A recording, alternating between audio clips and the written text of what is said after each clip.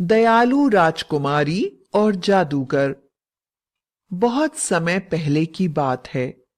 किसी नगर में एक राजा और उसकी दो दो जुड़वा राजकुमारियां रहा करती थी, जो हर काम साथ ही करती थी। एक बार राजा बहुत बीमार हो गया, तो उसने सोचा, यदि मैं मर गया तो मेरी बेटियों और राज्य को कौन देखेगा।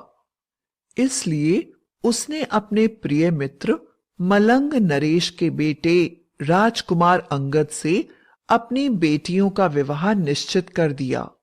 और कुछ ही दिनों बाद राजा की मृत्यु हो गई। मलंग देश संदेश पहुंचाया गया तो पता चला वहां का राजकुमार कहीं लापता हो गया है। राजकुमारियां अब अकेली हो गई थीं और खुद को किस्मत के हवाले कर राज्य की देखभाल में जीवन बिताने लगी। दोनों ही बहुत खूबसूरत और दयावान थीं। एक बार राज्य में सूखा पड़ गया और पशु पक्षी सब मरने लगे। राजकुमारियां बहुत दुखी हुईं। उन्होंने राज्य में वर्षा करवाने के लिए ये मुनादी करवा दी कि यदि किसी की बताई हुई पूजा या विधि से राज्य में फिर से वर्षा हो जाए तो वे इसके लिए तैयार हैं, और जिसके द्वारा बताए उपाय से वर्षा होगी उसे वे इनाम भी देंगी। चारों तरफ ये बात फैल गई और दूर दूर देशों से लोग नए नए उपाय लेकर आने लगे, पर कोई नतीजा नहीं निकला। प्रतिदिन लाखों पशु पक्षी और इंसान भूख प्यास से तड़पने और मरने लगे। राजकुमारियां बहुत परेशान हुईं। एक दिन शाम के समय एक जादूगर वहां आया और बोला, राजकुमारी की जय। आदरणीय राजकुमारी जी, आप बहुत ही दयालु हैं। आपकी अच्छी नीयत को देख मैं आपकी सहायता करना चाहता हूं।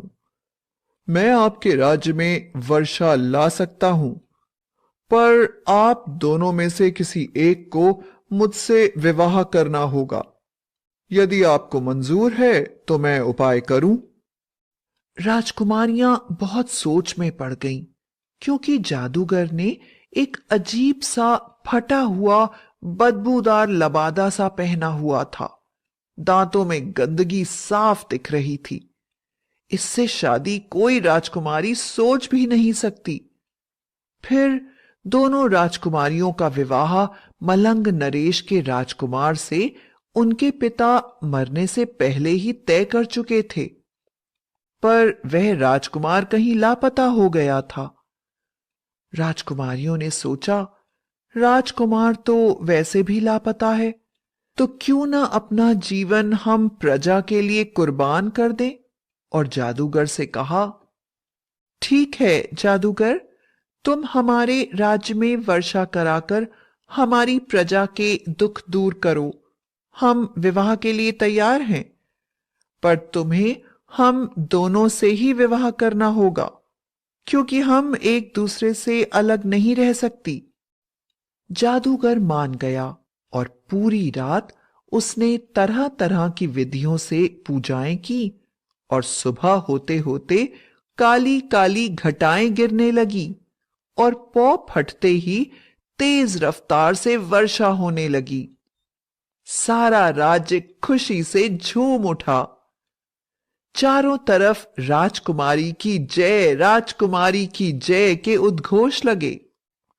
लोग राजकुमारियों के त्याग की कहानियां सुनाने लगे, और दूसरी तरफ राजकुमारियां बहुत परेशान और सहमी हुई थीं, क्योंकि उन्होंने विवाह को राज्य की खुशी के लिए मान तो लिया था, पर वो जादूगर, जिसकी लंबी काली सफेद दाढ़ी और बदबूदार कपड़े थे, विवाह को मन से तैयार न थी।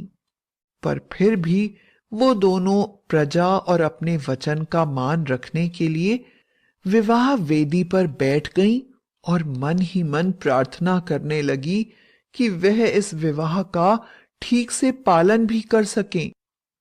तभी जादूगर भी वहां आ गया। उसने राजसी कपड़े पहने हुए थे, पर बाकी सब पहले जैसा ही था। गंदी लंबी दाढ़ी, काले सफेद बाल, कंधे पर जादू का झोला और चेहरे पर अजीब सी मुस्कान।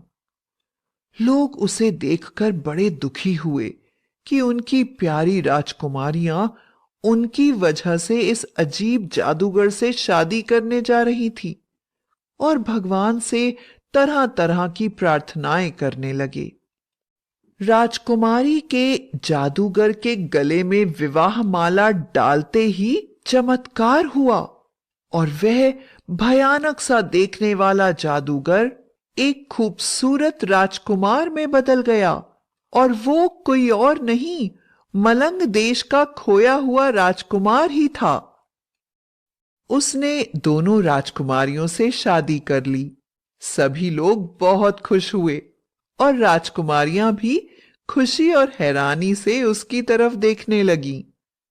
तब जादूगर ने कहा कि एक भयंकर जादूगरनी ने उसे जादू सिखाने का वादा किया था, पर जब उसने राजकुमार को जादू के लिए लोगों को मारने को कहा, तो इस राजकुमार ने इनकार कर दिया, और जादूगरनी ने गुस्सा होकर शाप दिया, जाओ, जिस जादू का तिरस्कार कर रहे हो उसी के कारण वापस अपने रूप में आओगे।